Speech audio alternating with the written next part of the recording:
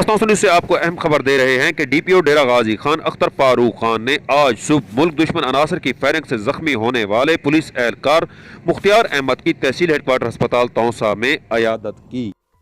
इस मौका पर चंद दिन पहले डोडा के मकाम पर मुल्क दुश्मन अनासर के खिलाफ लड़ते हुए जख्मी हो जाने वाले पुलिस एहलकार हमीदुल्ला खान और डेरा गाजी खान में मुल्क दुश्मन अनासर के खिलाफ लड़कर जख्मी होने वाले काजी राशिद सईद ने भी उनसे मुलाकात की।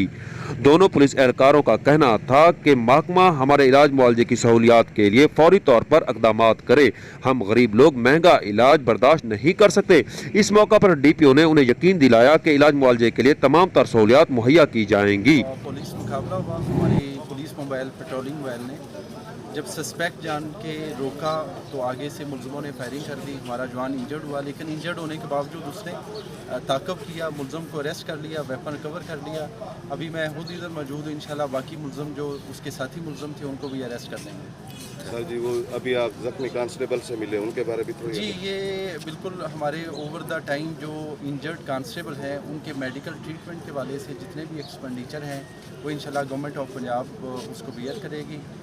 हम खुद उसको जितने भी इनके लुक आफ्टर करेंगे प्रॉपर तरीके से करेंगे। सर, एसएचओ और डीएसपी का तबादला कर दिया गया, इस वक्त शहर में एसएचओ और डीएसपी मुश्किल नहीं है तो जी, मैं इंश्योर कर रहा हूँ कि यहाँ के लिए तौसा के लिए और पूरे डीजी खां के लिए बेहतरीन टीम लेके आएँ जो कि अपनी परफॉर्मेंस की बुनियाद पे लोगों को सेटिस्फाई करें और चोरी डकैती के जो वाक़यात हो रहे हैं उनको रोक सकें।